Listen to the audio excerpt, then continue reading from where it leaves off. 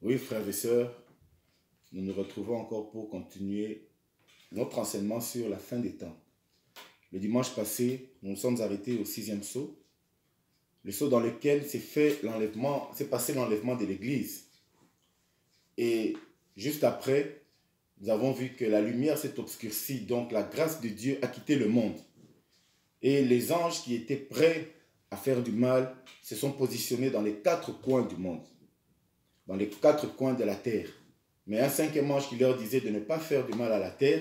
Nous pouvons lire rapidement ce passage. C'est dans Apocalypse chapitre 7 au verset 3. C'est un petit rappel.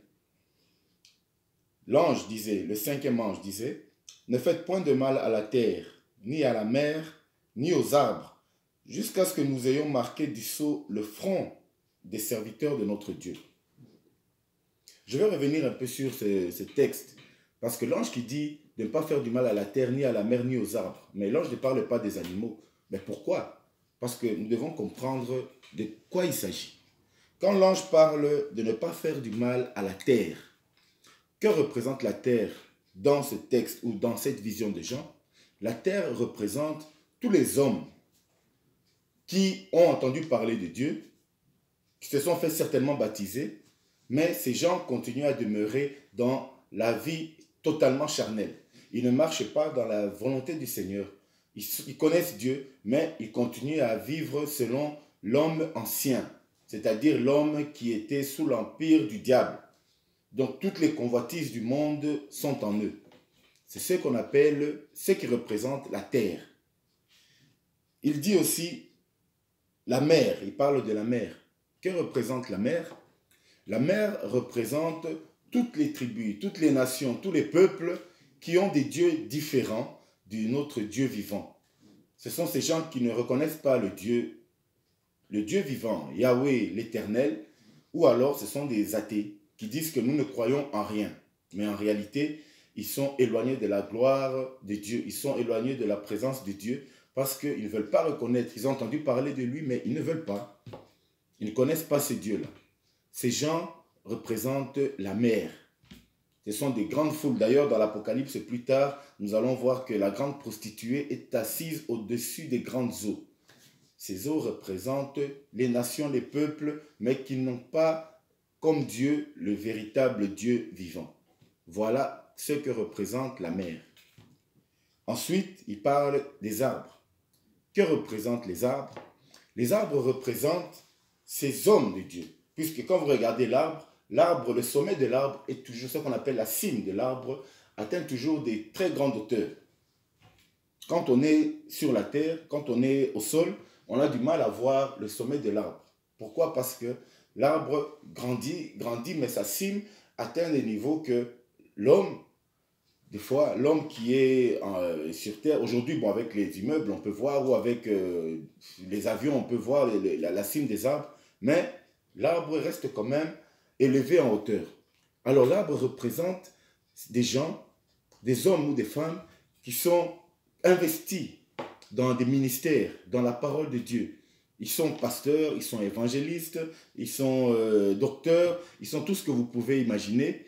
Ils sont investis complètement dans la parole de Dieu, mais comme l'arbre est élevé et que la racine de l'arbre se trouve cachée dans la terre qui représente la vie de l'homme ancien, ces hommes de Dieu connaissent l'Éternel. Ils opèrent même des miracles. Ils font des grandes choses, mais au fond, dans leur face cachée, la face obscure de ces hommes, de ces femmes, est encore dans le monde. Ce sont des gens qui vivent dans la convoitise du monde, mais qui d'apparence font des grandes choses pour l'Éternel. Ils avancent dans les ministères, mais leur racine se cache encore dans le monde. C'est ainsi que vous verrez aujourd'hui beaucoup d'hommes de Dieu, beaucoup de femmes qui servent l'Éternel, mais lorsque vous regardez leur vie, ce sont des gens qui sont derrière l'argent, qui sont derrière la publicité, derrière le mensonge, derrière le vol. Ils font toutes choses exactement comme les gens de ce monde, mais ce sont des représentants des églises. Et ce sont ces gens que Jésus disait, Le temps de la fin, le jour du jugement, ils diront, Seigneur, nous avons prophétisé en ton nom, nous avons guéri des malades en ton nom, nous avons même ressuscité des morts en ton nom. Et Jésus leur dira, je ne vous ai jamais connus. C'est terrible, frères et sœurs. Ne nous fions pas aux apparences, parce qu'aujourd'hui, beaucoup se présentent devant des hommes pour présenter une certaine sainteté. Mais dans le fond, les racines se cachent dans le monde. Ainsi, vous verrez, même dans des temps de crise comme aujourd'hui, dans des temps où les hommes sont angoissés, ils veulent de la prière, ils veulent du réconfort, ces gens sont toujours là pour appeler les fidèles. Envoyez-moi l'argent, donnez-moi l'argent de gauche à droite. Ils veulent s'enrichir, s'enrichir, s'enrichir. Donc, bien qu'ils sont au service de Dieu, mais au fond, dans leurs racines, ce qui leur importe, c'est s'enrichir, la convoitise du monde. Alors que Jésus a dit, nul ne peut servir deux maîtres à la fois. Nul ne peut servir l'Éternel et Mammon. On ne peut pas servir Dieu et l'argent en même temps. Mais ce que nous voyons aujourd'hui, ce sont des hommes, des arbres, comme la Bible les appelle aujourd'hui. Ce sont des arbres qui sont là, qui connaissent Dieu, qui œuvrent dans la parole de Dieu, mais ils travaillent pour leur ventre. Ils sont dans la convoitise du monde. Ils sont dans l'ivrognerie, dans le mensonge, dans l'impudicité, dans le vol, dans l'amour de l'argent, dans l'amour de toute convoitise. Donc, c'est le monde qui ramène dans l'église, mais sous une face cachée. Voilà ce que représentent les arbres.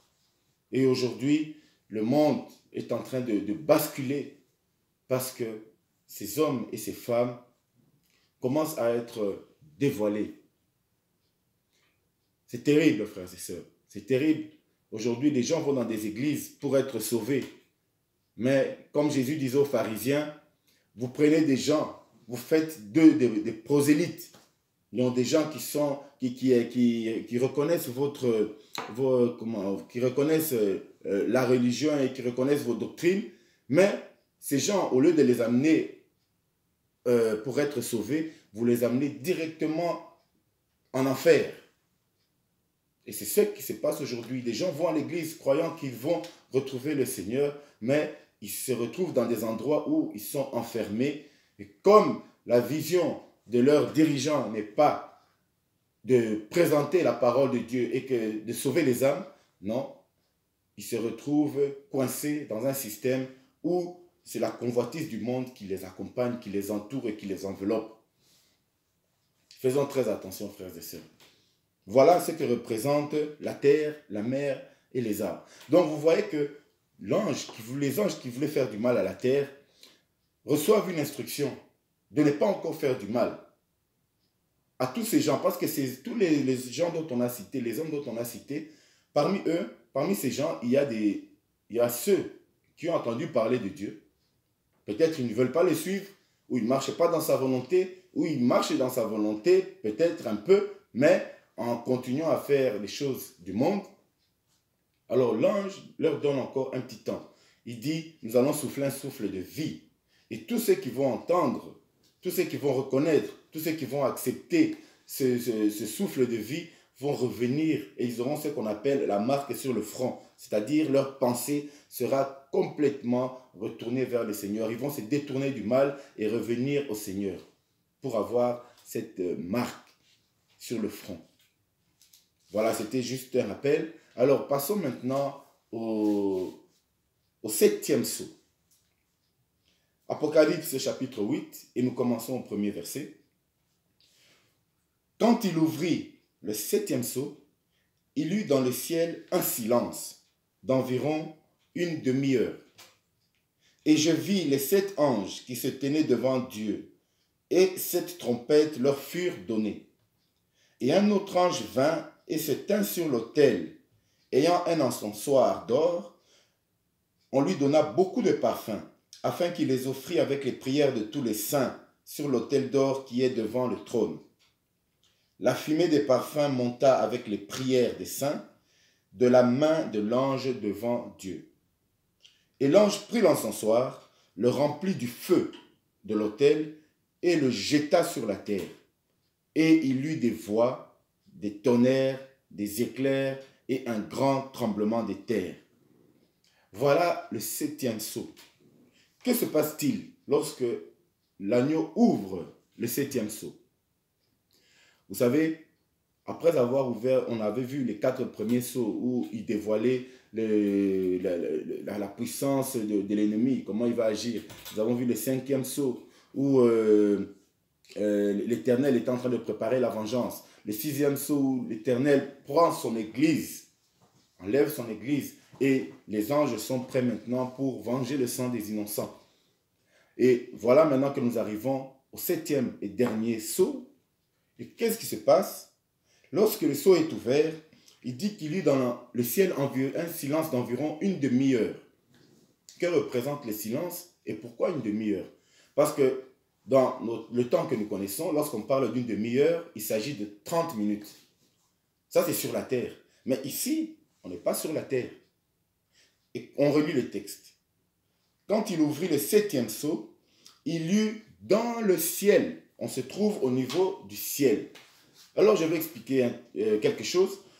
Lorsqu'on parle du ciel, le temps n'existe pas. Pourquoi? Sur la terre, Dieu nous a créé le soleil, il nous a créé un système, qu'on appelle le système solaire, où la terre tourne autour du soleil et à chaque instant, à chaque minute, lorsque je me déplace, tous les temps sont comptés. Ce sont des secondes, des minutes, des heures et ce qui forme le temps. Pour faire un mouvement, ça me demande des tiers, ça me demande des secondes, ça me demande des minutes ou des heures. Mais au niveau céleste, il n'y a pas de soleil. Le soleil n'existe pas. Le système de temps n'existe pas. C'est pourquoi, vous allez voir, il y a ce qu'on appelle la temporalité, il y a la perpétualité ou la perpétuité, et il y a ce qu'on appelle l'éternité. Je vais faire la différence. La temporalité, c'est quoi? La temporalité, c'est quelque chose qui a un début et une fin. C'est quelque chose qui commence et qui s'arrête. Sur la terre, nous venons un jour, nous sommes nés un jour et nous mourrons un jour. Alors, sur la terre, nous vivons de manière temporelle. Lorsque nous allons au travail, nous commençons à telle heure et nous finissons à une certaine heure. C'est de manière temporelle. Ce qui est perpétuel, ça veut dire la perpétualité, c'est quoi? La perpétualité, c'est quelque chose qui commence, qui a un début, mais qui n'a pas de fin. Il s'étend sur l'éternité. Les sacrifices que l'on offrait à l'Éternel dans le temple, ces sacrifices, la Bible nous dit, c'était des sacrifices perpétuels. Ça veut dire ces sacrifices qui commençaient, mais qui n'avaient pas de fin sur le temps, c'était éternel. Donc ça s'étalait sur l'éternité. Mais il y a un début. Voilà la perpétualité. Début, mais pas de fin. Alors l'éternité, c'est quoi? L'éternité, c'est quelque chose qui n'a ni commencement, ni fin. C'est pourquoi notre Dieu est éternel. Il n'a ni commencement, ni fin. Alors dans la notion de l'éternel, il n'y a pas de temps. Le temps n'existe pas. Lorsqu'on est au niveau spirituel, le temps n'existe pas. C'est pourquoi vous allez voir comme moi, lorsque vous êtes plongé dans une vision ou dans un songe, vous pouvez fermer les yeux pendant une seconde. Mais la quantité de données, des choses que vous allez voir dans votre vision, lorsque vous vous mettez à expliquer à quelqu'un, la personne qui vous a vu somnoler pendant 1 ou 2 secondes va se demander, mais comment en 2 secondes tu as pu voir autant de choses? La simple raison, c'est que lorsque on entre dans une phase spirituelle, dans la phase de l'esprit, lorsque l'esprit est projeté au niveau spirituel, qu'est-ce qui se passe?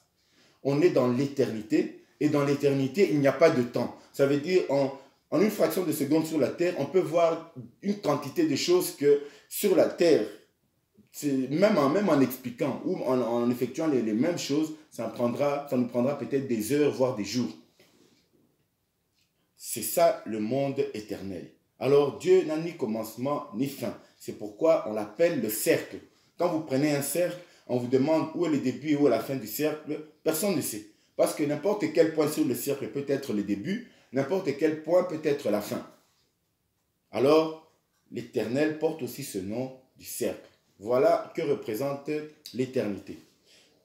Et dans le texte que nous venons de lire, on nous dit qu'il y eut un silence d'environ une demi-heure. Pourquoi une demi-heure? Alors que nous venons de dire qu'au niveau éternel, les temps n'existent pas.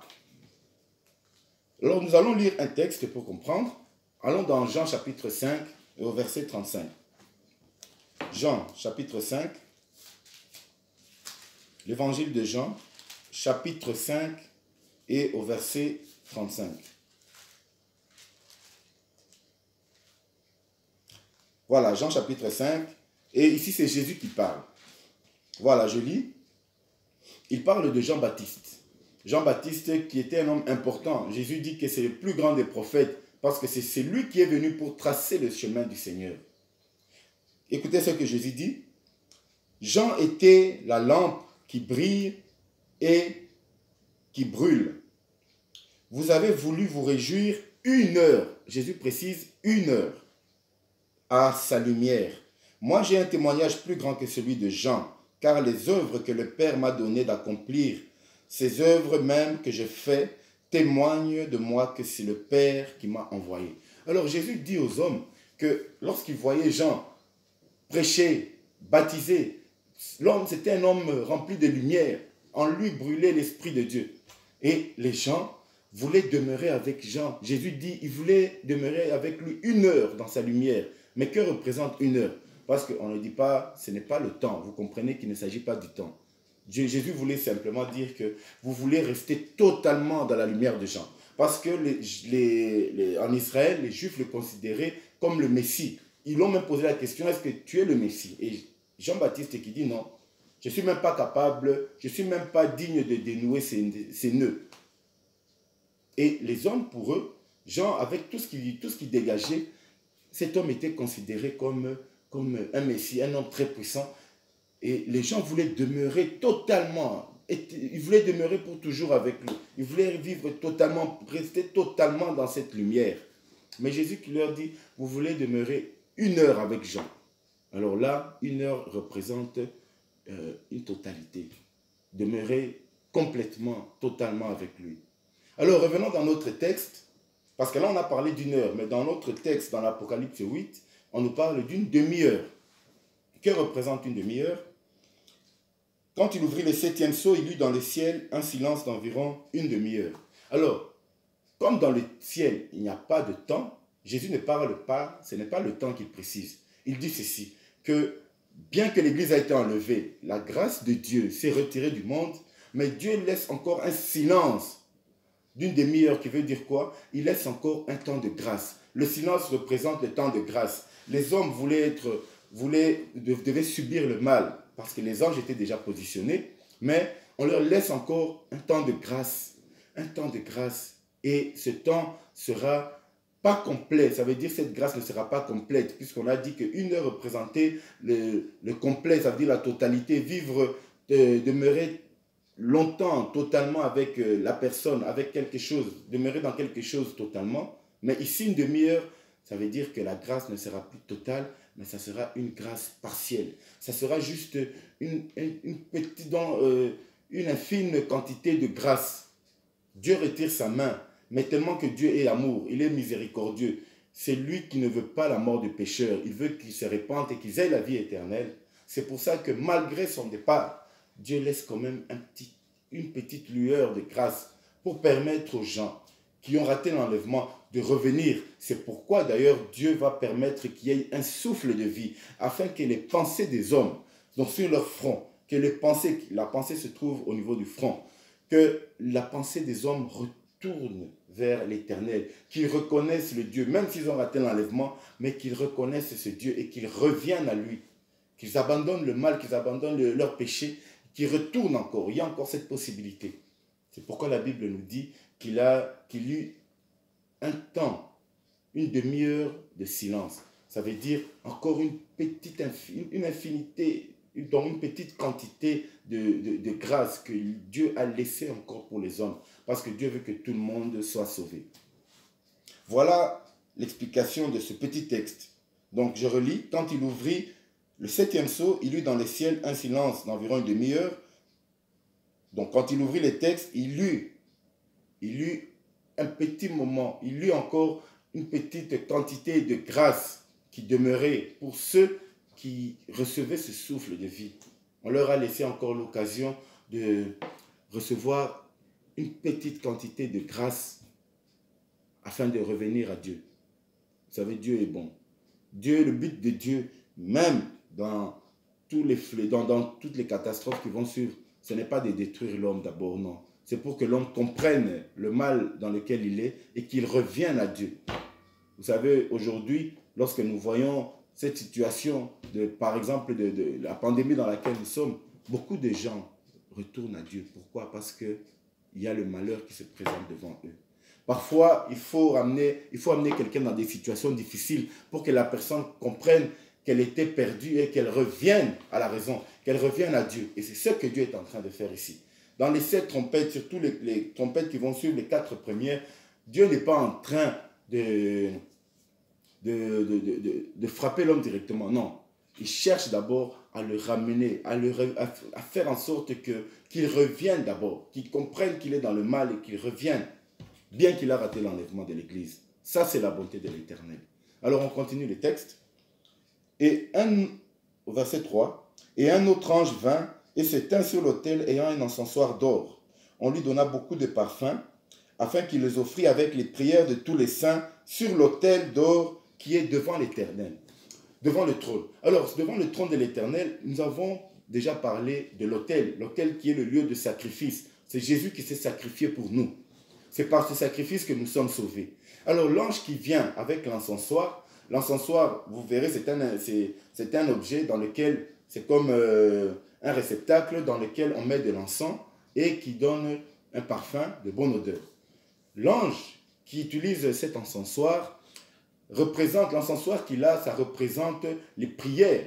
Lorsque nous prions aujourd'hui, ces prières sont accompagnées de cette fumée, donc cet encens de bonne odeur, qui veut juste dire que nos prières sont agréables à Dieu.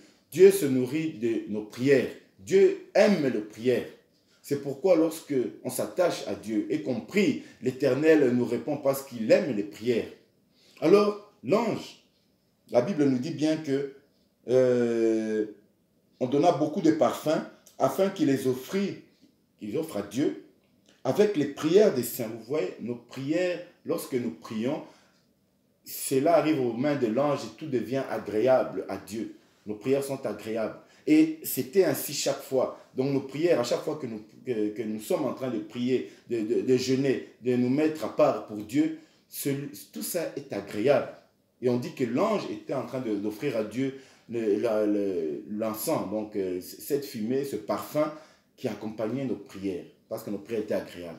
Et chaque fois, Dieu aime nos prières, depuis la nuit des temps. Mais ici, il va se passer quelque chose de différent.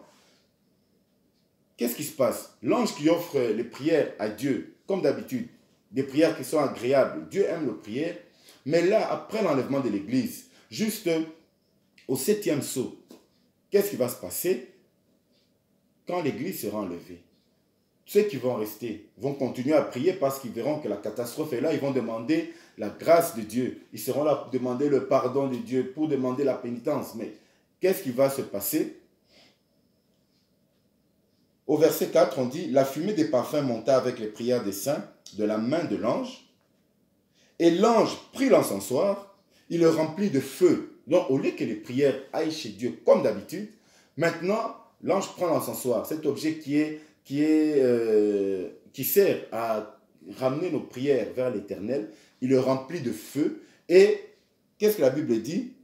Et le jeta sur la terre. Au lieu que nos prières aillent chez Dieu, nos prières sont renvoyées vers la terre. C'est-à-dire quoi? Un retour à l'expéditeur. Vous savez, lorsque vous envoyez une lettre à la poste, votre lettre est partie. Si celui-là ne passe pas pour tirer sa lettre ou son colis, le colis vous revient. C'est-à-dire que Dieu, à partir de ce moment-là, après l'enlèvement de l'Église, Dieu maintenant ferme les portes à toutes les prières. Les prières ne seront plus exaucées. Tu n'y auras plus à demander, Éternel, sauve-moi, Éternel, libère-moi, guéris-moi. Cela est fini. Le seul moyen maintenant pour être sauvé, ça sera de revenir à Dieu totalement, de croire en Dieu et de demeurer fidèle à sa parole et accepter de mourir pour Dieu, puisqu'il arrivera un temps où on va exécuter, on va tuer, on va égorger. Ça sera des lois officielles où on devra tuer tous ceux qui ne veulent pas accepter, porter les signes de la marque de la bête. Et ces gens-là qui vont préférer mourir que d'avoir la marque de la bête, c'est ceux-là qui seront sauvés. Il faudra tenir jusqu'au bout, résister jusqu'au bout, ou alors accepter de mourir. C'est le seul moyen. Mais le temps de grâce où nous prions et que Dieu exauce nos prières, nous prions et que Dieu nous écoute, ce temps-là sera terminé. C'est pourquoi la Bible nous dit que l'ange qui présentait les parfums et les parfums de bonne odeur qui arrivaient au Seigneur, à ce moment-là, après l'enlèvement de l'Église, c'est terminé. Maintenant, les prières qui seront envoyées au ciel seront relancées sur la terre. Ça n'arrivera plus dans les oreilles de notre Seigneur. Vous savez, c'est terrible, ce sont des moments terribles. C'est pourquoi il est temps aujourd'hui de nous convertir. Il est temps de revenir à Dieu. Il est temps de nous repentir. Ça ne sert plus à rien de courir derrière la gloire de ce monde, de courir derrière la convoitise du monde. Aujourd'hui, on fait des ministères. On fait des ministères pour dire aux gens que vous serez riches, vous serez élevés, vous aurez des maisons, vous aurez des avions, vous aurez des choses. Mais est-ce que nous sommes encore à ce temps? Aujourd'hui, nous sommes au temps de présenter à l'Église ce qui nous attend pour la fin. De dire à l'Église de se repentir. De dire à l'Église d'être prête pour la venue de notre Seigneur. D'abandonner la convoitise du monde. D'abandonner les tromperies de ce monde. Parce que vous allez voir qu'aujourd'hui, plus que jamais, le diable est en train de s'acharner à retenir le maximum de personnes parce que lui sait déjà dans quel temps nous sommes. Et nous, enfants de Dieu, est-ce que nous savons dans quel temps nous sommes? Celui qui continue à marcher dans sa convoitise, est-ce qu'il sait dans quel temps nous sommes? Tout ce qui se passe dans le monde aujourd'hui, est-ce que nous savons dans quel temps nous sommes? Nous avons vu dans le 5e sceau que Dieu était en train de préparer sa colère. Il était en train de préparer sa vengeance. Le 5e sceau, c'est celui qui vient juste après le 6e, qui est le sceau de l'enlèvement. Et aujourd'hui, nous sommes à cette période-là. Tout ce que nous voyons ne fait que marquer le début de la colère de Dieu. Ce n'est même pas encore la colère proprement dite, ce n'est que le début. Alors, qu'est-ce que nous attendons pour présenter aux hommes et aux femmes le véritable Dieu? Demander aux gens de revenir totalement à Dieu. Demander aux gens de se convertir, de se repentir. Demander aux gens de marcher selon la voie du Seigneur. C'est triste de voir aujourd'hui que beaucoup de serviteurs de Dieu agissent comme à l'époque de Jésus, les pharisiens. Ils agissent exactement comme les pharisiens. Ils veulent la gloire, ils veulent qu'on les respecte, qu'on les appelle papa dans la rue, qu'on les appelle mon père, mais au fond, ils sont en train de conduire leur peuple, conduire le peuple de Dieu dans la convoitise. Ils sont en train de les éloigner de la gloire de Dieu, de les éloigner du chemin que l'Éternel a tracé. C'est pourquoi, peuple de Dieu, soyez prudents. Dieu nous a donné sa parole. Nous devons la lire, la comprendre et marcher dans sa volonté. Jésus lui-même a dit, ce n'est pas celui qui dit Seigneur, Seigneur qui entrera dans le royaume des cieux, mais c'est celui qui fait la volonté de mon Père, celui qui marche selon ma volonté. Jésus nous a montré le chemin. Nous devons être le reflet de notre Seigneur. Lorsque nous nous regardons sur un miroir, nous nous voyons. C'est la même chose lorsque nous regardons Christ. Dans sa parole, nous voyons comment Christ a marché. Nous devons être son reflet pour ne pas rater l'enlèvement et se retrouver au temps des tribulations. Alors je disais que l'Éternel, à partir du 7e sceau, n'écoutera plus les prières. Les prières seront rejetées vers la terre. Et la Bible nous dit qu'il y eut des voix, des tonnerres, des éclairs et un grand tremblement de terre. Ça veut dire que le monde sera dans l'agitation. Parce que les gens seront en train de prier. Malgré leurs prières, il n'y aura pas de solution. L'Église a déjà été enlevée. Ceux qui vont rester seront en train de prier, d'implorer la gloire de Dieu, d'implorer la pitié de Dieu. Mais il n'y aura plus rien. Pourquoi? Comme au temps de Noé. La Bible nous dit, au temps de Noé. On peut lire ça rapidement. Genèse chapitre 7, verset 16. Genèse, dans Bereshit. Genèse chapitre 7 au verset 16. Pour terminer. Alors, Genèse chapitre 7 au verset 16. Que nous dit la Bible? Je commence au verset 15. Les oiseaux, les animaux, en fait, les animaux sont entrés dans l'arche, Noé avec sa famille dans l'arche, et écoutez ce que l'Éternel dit. Ils entrèrent dans l'arche auprès de Noé, deux à deux, de toute chair ayant souffle de vie. Il entra mâle et femelle de toute chair, comme Dieu l'avait ordonné à Noé. Puis l'Éternel ferma la porte sur lui. Lorsqu'on lit ces textes, on va croire que l'Éternel a fermé le bateau. Non, il ferma la porte sur lui-même, l'Éternel. Ça veut dire quoi? À partir de ce moment-là, fini. Plus personne ne pourra prier, plus personne ne pourra demander la grâce de Dieu. Dieu ferme la porte sur lui, ça veut dire qu'il n'entendra plus les prières. Maintenant, il avait averti pendant des années, maintenant il est temps d'agir et le déluge va commencer, la pluie va commencer, les gens vont se rendre compte que c'est la catastrophe, mais Noé est déjà enfermé dans son bateau et c'est fini. Ils vont se mettre à prier, implorer la grâce de Dieu, mais Dieu a refermé la porte. Vous voyez que ce n'est pas la première fois. Au temps de Noé, ça s'était passé. D'ailleurs, même Jésus dit, il dit que cela va se passer comme au temps de Noé. Les gens mariaient leurs filles, les gens fêtaient, alors qu'on était en train de les avertir que le temps arrive. Et ils n'ont pas voulu entendre. Mais quand cela arrivera, ça sera fini. Le temps de grâce sera passé. On va prier, on va implorer la main de Dieu, mais il n'y aura plus rien. Vraiment, que Dieu vous bénisse et nous continuons prochainement. Merci.